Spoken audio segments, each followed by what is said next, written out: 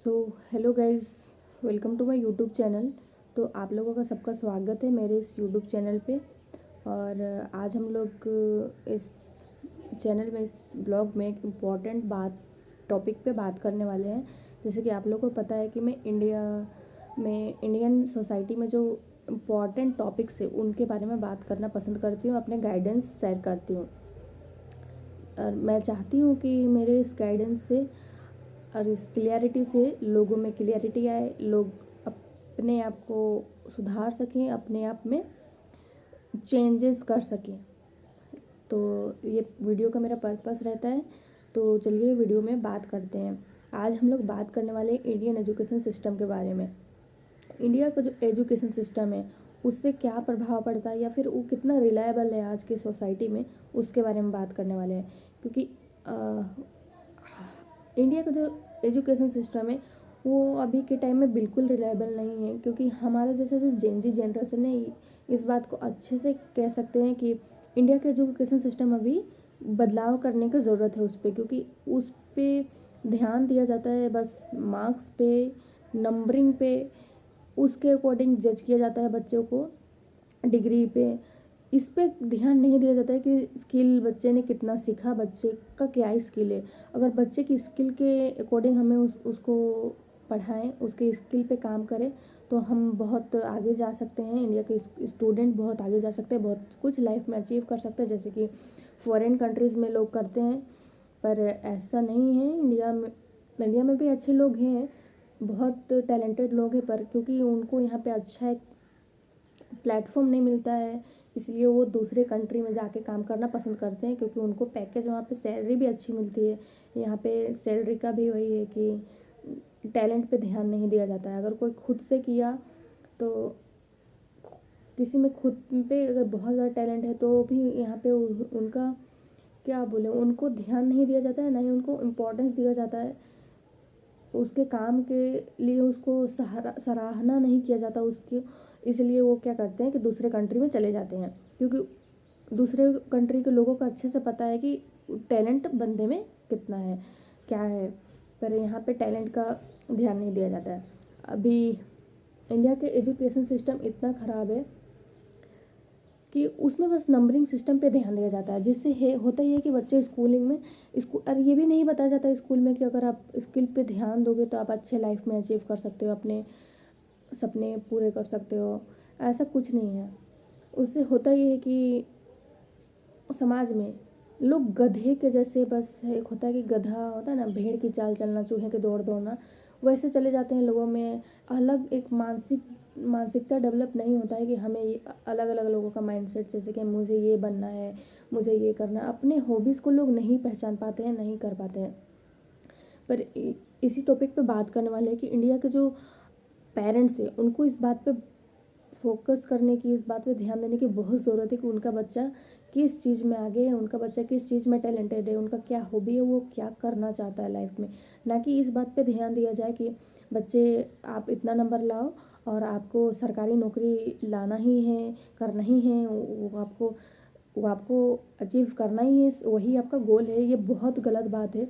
खास करके आजकल के ज़माने में सब पीछे भागे हैं, सब यूपीएससी के, और जो छोटी सी जो कुछ सीट से होते हैं उनको खरीदने के पीछे या फिर उनको पाने के पीछे। जब हम जान रहे हैं कि वो छोटा सा सीट है, उसमें 1% चांस है, 0.1% चांस है, या उतना भी नहीं है कि हम ले आए, इतना कंपटीशन है। तो फिर आप लोग क्यों, गार्जियन जो है, पेरेंट्स, उनको ये बात बहुत समझने की ज़रूरत है कि आप उनको बच्चे को पीछे मत पड़े रहे। इस बात पे बिल्कुल प्रेशर मत डाले बच्चे पे कि आपको गवर्नमेंट जॉब ही लाना है। आजकल के ज़माने में गवर्नमेंट के पास जॉब नहीं है, सारे जॉब वो प्राइवेट सेक्टर पे हाथों पे दे दिया है।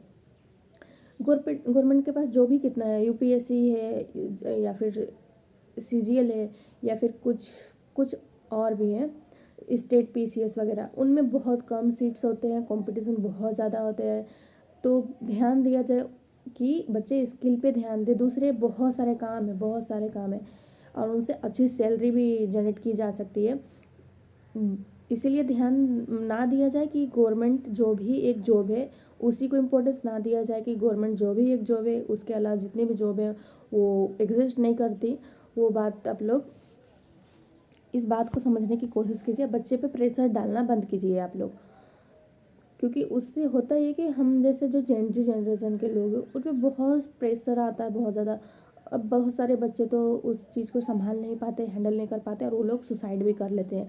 तो इसका जिम्मेदार भी आप ही लोग हैं जो गार्जियन हैं, क्योंकि आप लोग बच्चे को समझ नहीं पाते हैं कि हम लोग में कितना प्रेशर है, हमें कितना जॉब को लेके, काम को लेके हमें सिखाया ही नहीं गया था उस टाइप से। तो हम लोग ऐसे अचानक से कैसे तुरंत इतना जल्दी सक्सेस में, मतलब कि क्या बोलें, सक्सेस हम लोग इतना जल्दी कैसे हो सकते हैं। आप लोग भी समझिए एज गार्जियन कि अगर हमारा बेस अच्छा नहीं है तो हम लोग वो चीज़ अच्छे से जल्दी अचीव नहीं कर पाएंगे। अगर बच्चे पे स्कूलिंग सिस्टम जो है वो पहले से हमें समझा दिया जाता तो हम जल्दी हो जाते सक्सेस, जैसे कि बाकी लोग होते हैं। पर आप लोग ये बात समझना नहीं चाहते। खैर उस बात को छोड़ दूसरे टॉपिक पे चलते हैं कि हमें क्या करना चाहिए अब आगे। तो हमें करना चाहिए ये कि स्कूलिंग सिस्टम, तो हमें पता है कि इंडिया के स्कूलिंग सिस्टम कैसा है, तो उस पर ना ध्यान दें।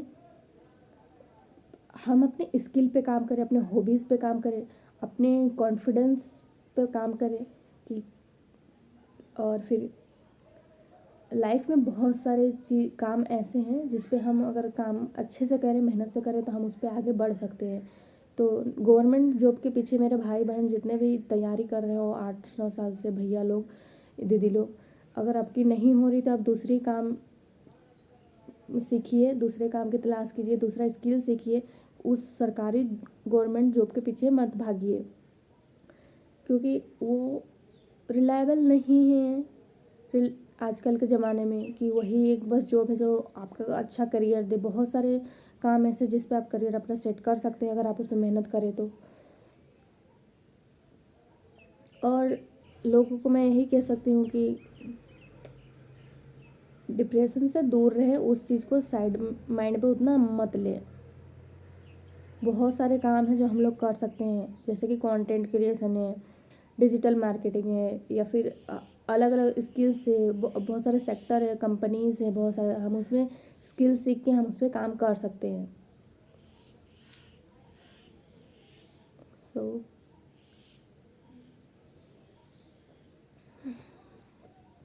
Thank you.